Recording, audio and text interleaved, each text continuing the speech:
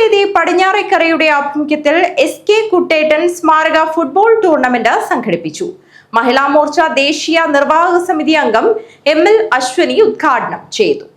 സംഘവേദി പടിഞ്ഞാറേക്കരയുടെ ആഭിമുഖ്യത്തിൽ SK കുട്ടേട്ടൻ സ്മാരക football tournament സംഘടിപ്പിച്ചു. മഹിളാ മോർച്ച ദേശീയ നിർവാഹക സമിതി അംഗം അശ്വിനി ML ഉദ്ഘാടനം ചെയ്തു. നിങ്ങളൊപ്പം ഞാൻ ഇവിടെ വന്നിട്ട് ഈ ഫുട്ബോൾ ഇനോഗ്രേഷൻ ചെയ്യുന്ന ഒരു അവസരം കിട്ടിയിട്ടുള്ളത് എനിക്ക് വളരെ സന്തോഷമാണ്. SK കുട്ടേട്ടൻ ജി അവരെ ഞാൻ കണ്ടിട്ടില്ല, നേരിട്ട് എനിക്ക് അറിയാമില്ല. അതേപോലെ കഴിഞ്ഞ ഡിസംബർ 12 ഞാൻ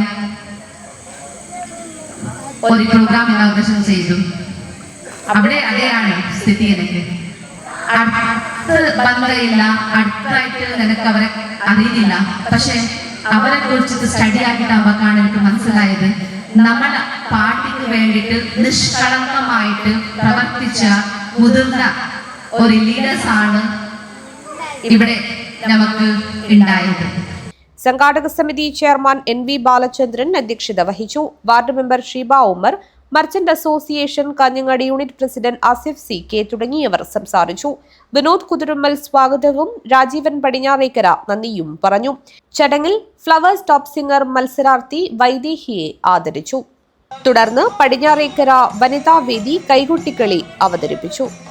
കൈകൊട്ടിക്കളി, ഫുട്ബോൾ ടൂർണമെന്റ് എന്നിവ കാണുന്നതിനായി നാടിന്റെ നാനാഭാഗത്തു നിന്നും നിരവധി പേരാണ് എത്തിച്ചേർന്നത്. News bureau, Kanhangad.